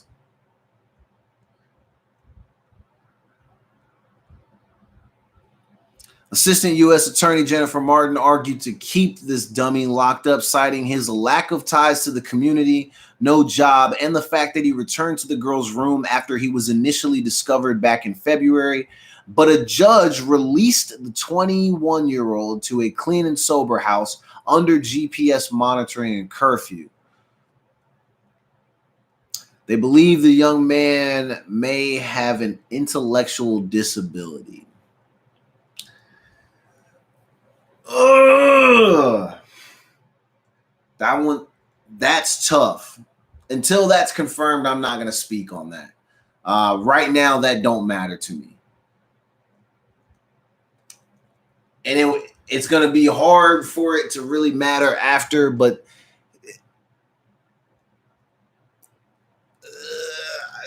there's just things that when you work with children that have special needs, you understand some of the limitations. It doesn't make any of the shit that we've been talking about these last few minutes right, because even if he does, it doesn't make any of this right, because it just means that the people who have been working with him prior to this failed him miserably because they didn't teach him about boundaries whatsoever.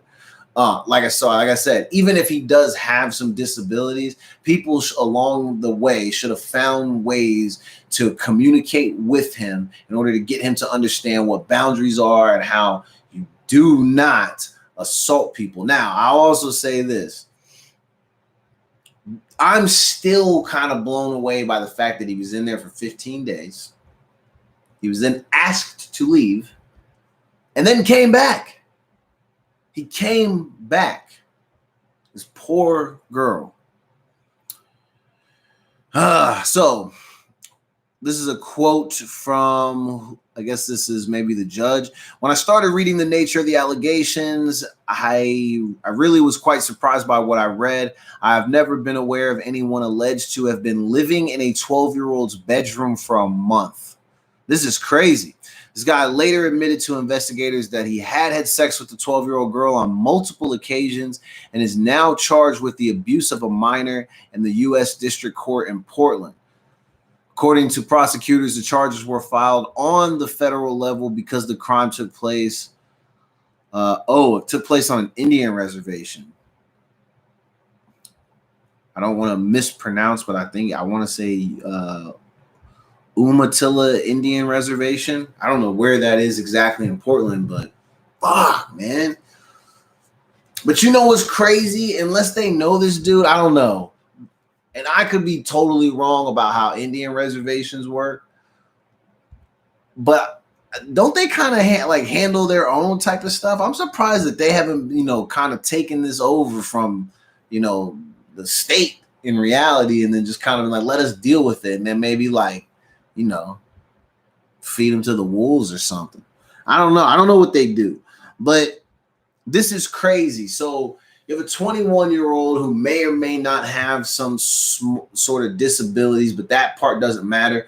But he's been living in a 12-year-old girl's room for a month, sometimes under her bed and in her closet. He did admit that he had sexual relations with her, which is terrible. So her life is forever changed, and she will now always have to carry the burden of being the person who has actually had someone hiding under her bed and living in her closet.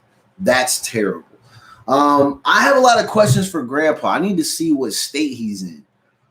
Because I feel like even if I was a grandfather, I would have taken my chances to try to run the fade with him. The second I would have caught him, oh my God.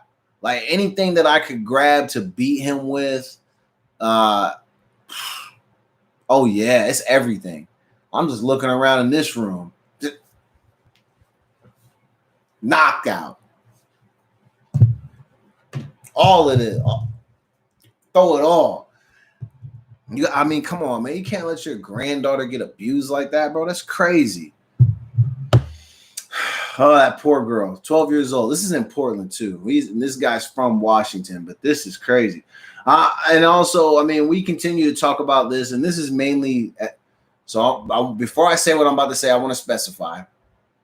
I'm going to say I keep bringing this topic up mainly for laughs, but the situations that he is involved in, that's not funny. What's funny is that he continues to ask for his release from prison and tries to continue to use the coronavirus as his excuse. So we're obviously talking about R. Kelly. So again, this guy is trying to get out of prison. He's continuing to use the coronavirus excuse, which is not fucking working. And then I guess his new one this week was that he wants out of prison, and he says that he should be released since he can't contact any of his accusers, including Aaliyah. Now, I don't know if any of you are new to the game, but no one can contact Aaliyah except maybe a medium, which I learned last week on this show is that someone who can talk to spirits. So, hey, shout out to those who educated me. But no one can talk to Aaliyah because Aaliyah unfortunately passed away in the early 2000s. She was taken from us very early. So I'm confused as to why R. Kelly is using her as his reasoning for needing to be released from prison. Like, come on, guys, just let me out. I can't even talk to Aaliyah no more. Yeah, no shit, motherfucker. No one can. What do you mean? That's not a legitimate thing. You're not getting out of prison. Bro, you have to understand. You're going to stay in prison. People waited years for you to go to prison. You're not getting out of prison. Okay? Kels, just give it up, man. So like I said, I mainly continue to talk about him on the show strictly for entertainment purposes. I think him continuing to try to find ways to get out of prison is it's just funny to me. Like, bro, you know that you need to be there. Just be arrested, dude, and be in prison. That's where you need to be. It's okay to be in prison right now. All right. I feel like R. Kelly has lost his mind, but I'm wondering now if he has lost his mind as much as the people who run the Smuckers company. You know, that company that makes jellies and jams, and they make Uncrustables, which are really great to go peanut butter and jelly sandwiches that you can find in the frozen aisle of your local grocery store. They only take a short time to thaw out. They're really good snacks that you can send your kids to school with, or you can send your kids to any type of program or event that we might have in the future, and then you can give those sandwiches to me because I love a good PB&J, especially Uncrustables. Just let it sit out at room temperature for like an hour and let me stop, man. It's really good. These people have also lost their minds at the same time, though, because now, and I didn't even notice these are two different brands. So the company that makes these glorious to-go peanut butter and jelly sandwiches that I was talking about also now is making Uncrustable taco bites and Uncrustable barbecue chicken bites. I'm very confused. Y'all went from being maybe the top 2, top 3 in the peanut butter and jelly game. And then you were like, you know what? It's time for us to really step up, dog.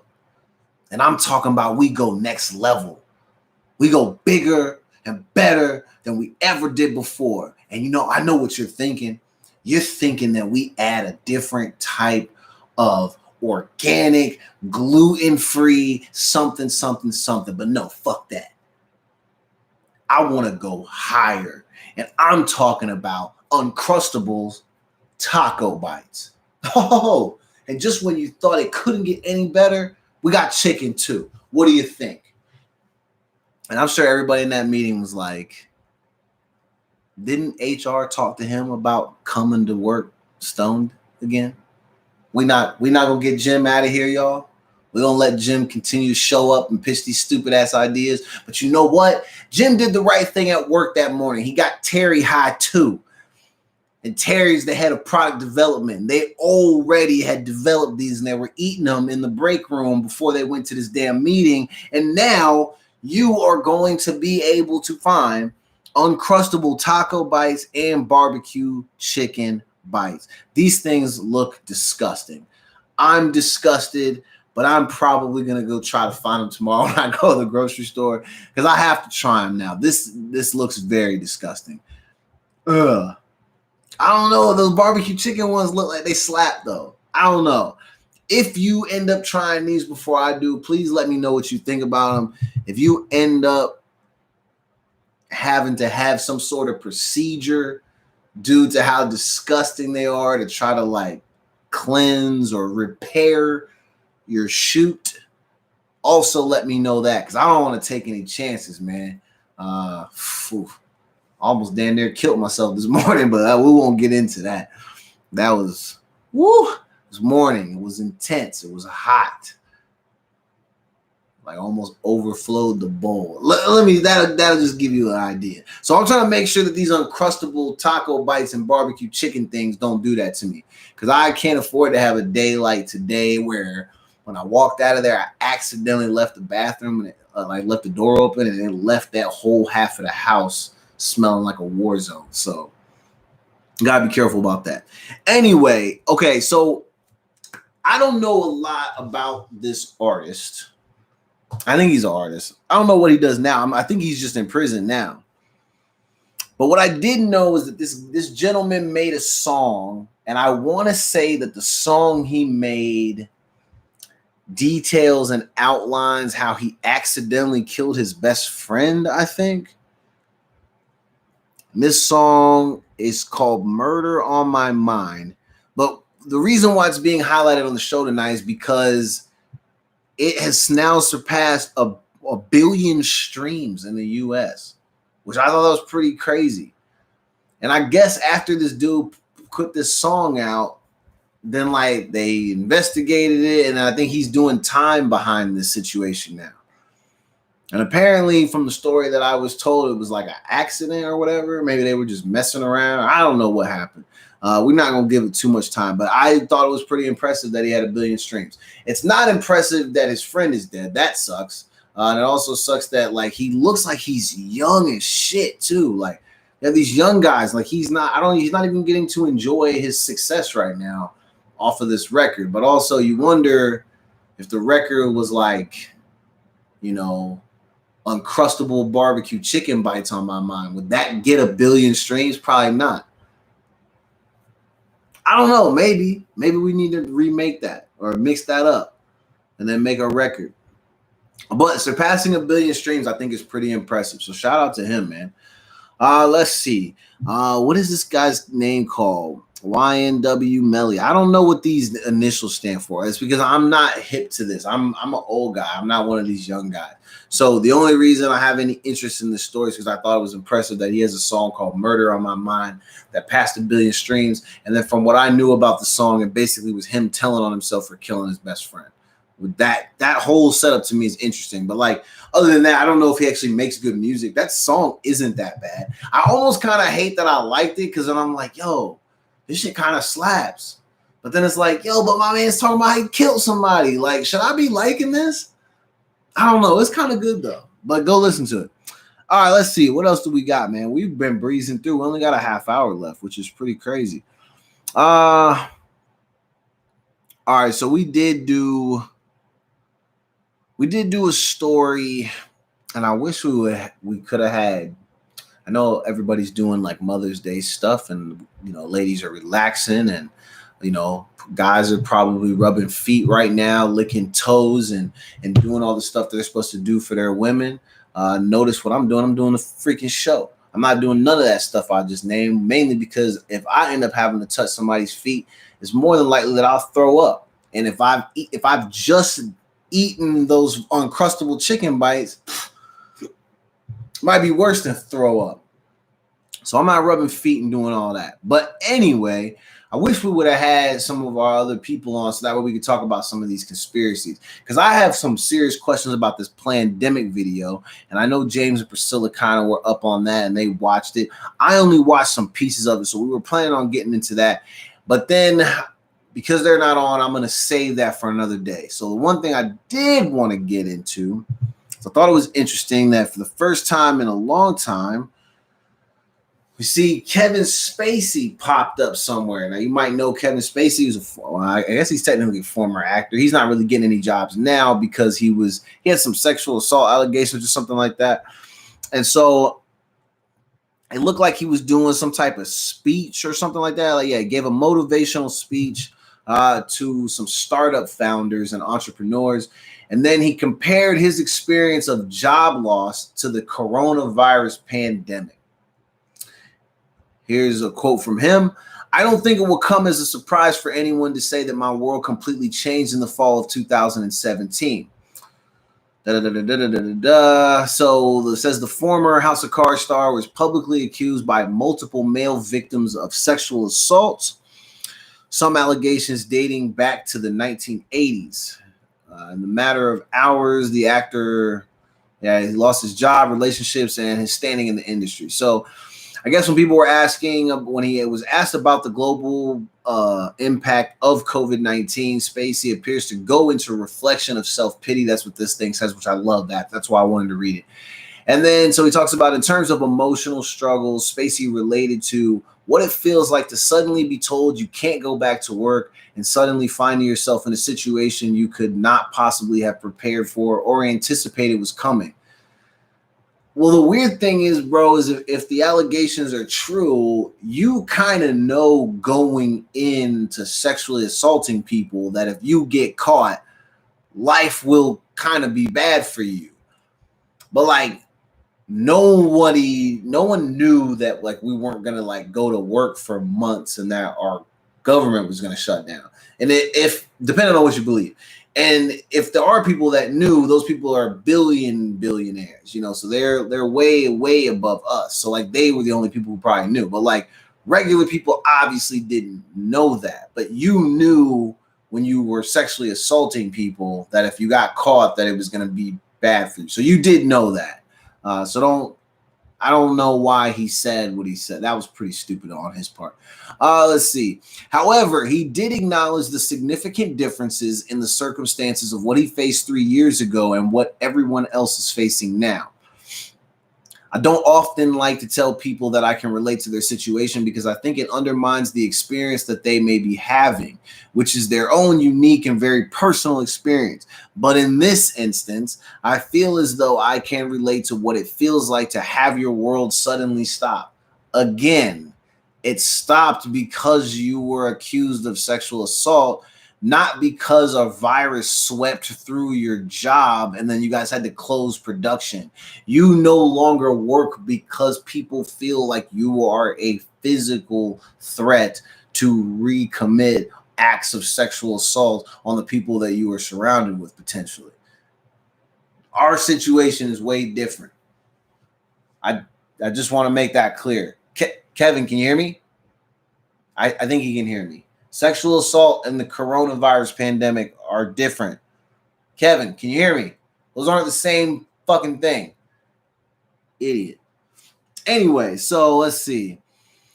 Spacey has vehemently claimed his innocence, but the public turmoil has made his last 3 years bleak and horrible. That was in a quote. In the 7-minute video, he admits to spending his time isolating with his dog, Boston, and not speaking to anyone. Such a terrible life, Kevin. You just stuck at home with all your millions, reflecting on the life that you once had, that you no longer have because you were accused of sexual assault.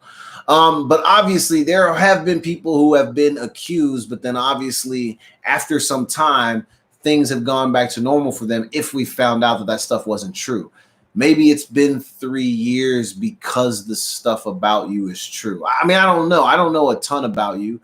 I only know what all the people say, that you and your brother were sexual predators. I don't know. That's a whole thing for another show. We'll check into that. But I thought that was interesting that basically Kevin Spacey thinks that the issues that he faced after his sexual assault problems are the same as you being told that you have to stay home due to coronavirus. Figured you guys would think that was interesting.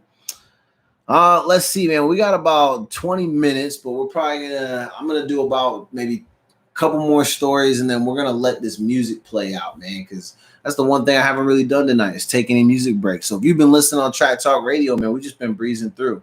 I am watching an old replay of a basketball game. It's like when Brown played on the Heat.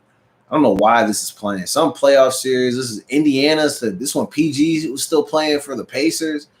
And none of this shit looks good, if I'm just being honest. Every time I look up at it, it's like somebody's out there doing something stupid. It's weird that at this point we were calling a lot of these guys like stars and greats, and then like Roy Hibbert was on this team. He was an all-star during this year. He's terrible. Anyway, let me talk about something else. baseball is potentially looking at a July start, which I thought would be pretty interesting because it will be good to get some sports back. We did have sports last night. Saturday night, we did have UFC 249, which actually was pretty lit, though. No, there were no fans. It was just a handful of people who were all working the event. Obviously, you had the commentators, the fighters, and all that, but you had some pretty good fights. We did see a retirement as well as a 20-second knockout. So I think you got good fights all around. You had some people who we were expecting to win actually end up losing. I shout out to Dana and everybody that's over there doing MMA stuff, all the announcers, everybody that was willing to kind of put themselves at risk to make sure that this event went well. You just hope that the next couple of weeks we don't hear any stories about anybody being compromised and becoming sick, because it looked like it was a successful thing. Like I said, that 20-second knockout by Francis Ngannou, based on my size and weight, I'm a heavyweight dude. I've gotten into a lot of scraps. I'm willing to go toe-to-toe with anybody. But when I watched that video of Francis big ass throwing those punches, I was like, nah. But I also saw a video last week that I sent to a few of my friends. There was a video of Francis picking up Shaquille O'Neal, and it looks like he's picking him up with the greatest of ease. And that scared the hell out of me. Because Shaq is like 7 feet tall. He probably weighs like 400 pounds. And Francis lifted him up like he was nothing. And Francis is only about 6'3", like maybe like 250 or something like that. He's a big guy. But last night, when that bell rang and them dudes started throwing punches, Buddy was kind of throwing them back. But Francis landed one on him that put my man to sleep immediately. Right along that fence, and then he put him out, man. So UFC 249 was a success. I think both the main events proved to be worthy. Like I said, one gave you I think Francis was one of the main events. That gave you the knockout. And then I think the other one was, who was it? Tony Ferguson, and then the other guy beat him. I don't know. I probably could have that all wrong. Maybe those weren't the main events. Maybe those were just the fights that were showcased the most and, had the biggest names attached to them. I mean, Tony Ferguson's a big name. Francis Ngannou is also a big name. So, they had good fights last night. UFC 249 looks like it was a success. I hope the coming weeks yield positive results and we don't get any, all these people end up getting sick or this person's sick and da-da-da-da-da, because then it's going to end up ruining things. I think if we see this become a success, I think in 3 weeks, it'll make the transition for other sports opening up a little bit simpler. And I think people's minds will be a bit more at ease, because right now, UFC is the only thing popping. I know overseas, they've been trying to get international basketball going, but there's been some holdups with that. Excuse me. So they haven't actually gotten it started. Baseball's looking for a potential July 1st, I think, start date. The NBA is potentially looking at July 2, although I'm still hoping that they cancel the season. Just start next year. But yeah, this is pretty interesting. Like I said, I hope things go well because we as people, we are looking to have sports back. We need some entertainment, man. This has been a boring summer because this was an Olympic year too. And now we don't get any of that due to the coronavirus, which is a huge bummer. What time is it? 8:45. Man, let's get one more good one in. That's what she said. And then I'm going to throw this music on, and then we're going to be out of here. I want to go back to this Tom Cruise thing.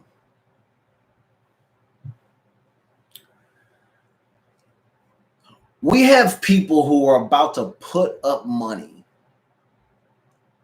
and maybe even NASA is going to pay a little bit of this money, because I think they're looking at it somewhat as like a benefit to attract, this new generation of kids to the space program. I don't think they're getting like the people that they necessarily want. Maybe that's why they think the way to go is to have Tom Cruise film a movie in space. Now, I will say, I am hoping that if they film scenes in space, I hope it's a part of Mission Impossible And then what he has to do is he has to jump out of the space aircraft and then like plummet to Earth. And then right before he's about to die, his chute opens up, and then like he just like saves a hard drive from hitting the water or some shit like that. I don't know. Something crazy like that needs to happen in order for that shit to be worth it to me. But thinking about the fact that somebody is about to fork out millions upon millions of dollars to make this shit work. Also, he can say that they filmed a movie on a space carrier, a spacecraft, or whatever the fuck it is. He's going to do all of this. But Flint still doesn't have clean water.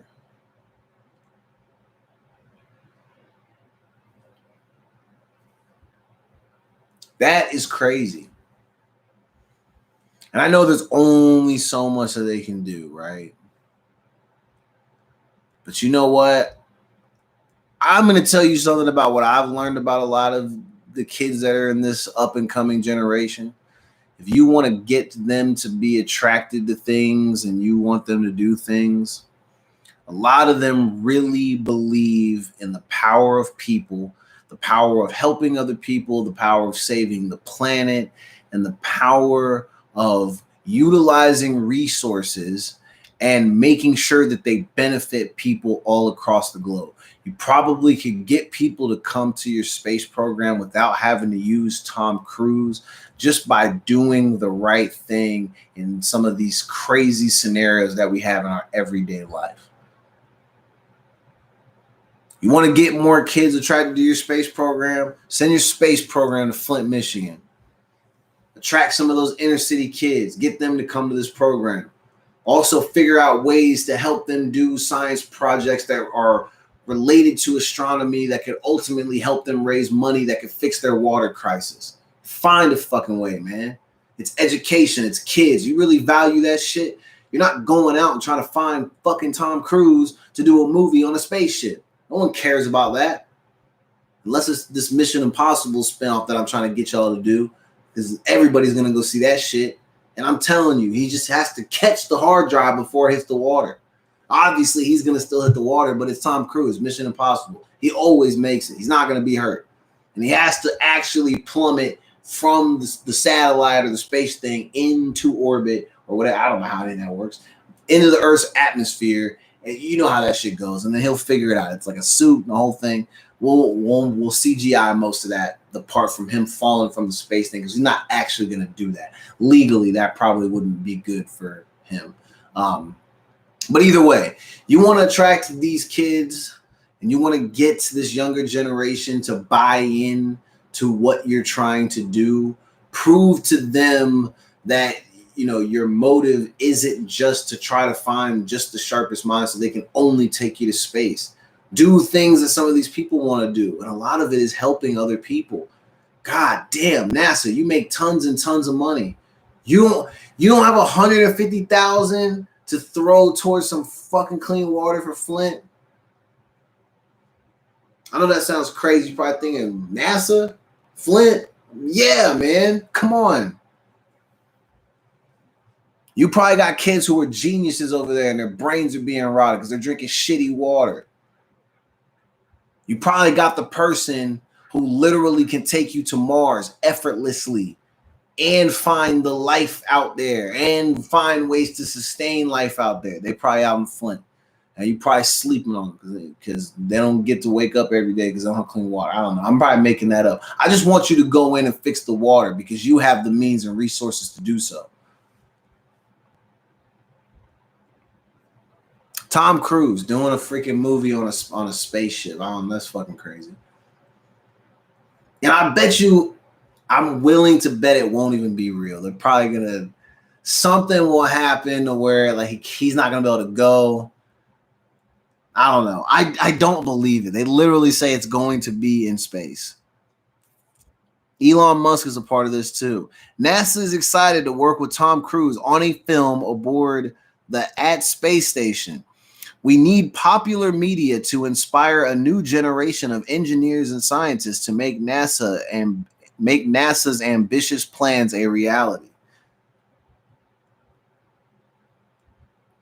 If that's what you're trying to do, why the fuck did you pick Tom Cruise? There's no one else you could pick. Like, this sounds like a, I don't know who's hot right now. I don't know these fucking people. The first name that came to my head was Zac Efron. I don't ask me why. I just feel like he's just the younger version of what I don't know. Maybe the acting accolades are not the same, but like if there's like a young version of Tom Cruise now, it's that fucking guy, right? Am I wrong for assuming that? Maybe I just said that because he's white, but I don't really know a ton of white actors that kind of fit that type of build of like the guy who could like be the action guy, but can kind of be the eye candy for the ladies. Like I was gonna say Channing Tatum, but I was like, I don't know, that's kind of maybe that's probably about accurate because all three of them aren't really great actors. They're just guys, you know. Who maybe all three of them will be in a space movie together. God, what if they're in the movie too? Listen, if you guys are listening, throw them into Mission Impossible 9 Deep Space. That's the version that I've been pitching this whole time. We know where he dives and catches the flash drive. I'm telling you, I'm going to write it up tonight. I'm going to send you guys a rough copy. It will be watermarked, though, because I feel like this is a great idea. And I don't want anybody stealing this shit. That could be my big break. It's not this show. It's going to be when I draft up this freaking movie that has Tom Cruise, Zac Efron, and Channing Tatum, and all three of these niggas are on a spacecraft, and they're actually going to be on it because NASA's working on this with Tom Cruise. Tom just has to get Zac and the stripper boy to actually sign a freaking contract, and we're going to get them, and they're going to do Mission Impossible. And this is going to be an easy movie because it's all the same standard stuff. Tom's got to jump off the shit. Somebody's got to operate a computer. Ving Rhames will make a cameo, obviously. That's a given because he's in every Mission Impossible movie. Who we got in here? Shout out to Gatlin65, and we got my man J Cabs in the chat. I'm telling you guys know my movie idea will be good. We got someone said Helmsworth. Who's Helmsworth? You mean Hemsworth? Or are these two different people? Is there a Helmsworth guy? I think he means the guy Thor. So yeah, why not the Thor nigga? Why Tom Cruise? I don't understand if we're picking people to work. Hollywood and NASA are working on a project. Why were these people like, oh, you know who we need? Yeah, I haven't even said it. I already know you're thinking it. Tom Cruise. Right? It's Tom, right, guys? Tom, right? Call him right now. Get him on the phone. Nah, fam, you're bugging. The tweet literally says, let me read it again. We need popular media to inspire a new generation. Tom's an old generation of engineers and scientists, and he's also neither of those. You should have got somebody who could actually at least double as a scientist and make the shit believable. Should have got Mark Ruffalo. If you're looking for old white dudes, you should have got Mark Ruffalo because at least he halfway plays a scientist and he plays Hulk. So if anybody get out of line on the spacecraft, his big ass can turn green and fuck it all up. But he also can throw the glasses on. He looks like a scientist dude. He was believable. He was the only Hulk that we believed to be Dr. Bruce Banner and Hulk. You should have got him. What do you need Tom Cruise for? Only thing he can do is wear a leather jacket and kind of look like the freaking love child of Fonzie and Clint Eastwood. That's what Tom Cruise is. It's weird. Have I seen the trailer for the space military movie with Steve Carell? No, Space Force. Is that a movie or a TV show? That's what's crazy to me. So we got Steve Carell. That's dropping this month too. I think it's a TV show. I don't know if it's a movie. If it is a movie, that's even better. Can you imagine a movie called Space Force? I feel like it's got to be called Space Force 45 because obviously 45 for Donnie because this is Donnie's thing, Space Force. It's a okay, so my man Jay Cabs is saying it's a Netflix show. So yeah, Steve Carell has a show where apparently they've taken the Space Force idea that was Trump's freaking love child, and I guess they've turned this into some series. I bet it's gonna be funny. Steve Carell's pretty funny. You know him from The Office, 40-Year-Old Virgin, and other movies where he plays the character of a guy who's basically always bad at love and gives you the vibe that he's always a virgin. And in some movies and shows, he actually has children, but you're still kind of thinking maybe they're adopted and that he's still probably a virgin because that's just kind of the role that he plays. Or he plays the, the boss who's kind of quirky, a little bit over the top, but hella funny and caring. I'm assuming the Space Force thing will probably be like that, except he'll just be making space jokes the whole time. So it'll be funny. Yeah, I'm definitely going to watch that. If you guys see it before I do, let me know how it is in the chat. I ain't going to lie to you.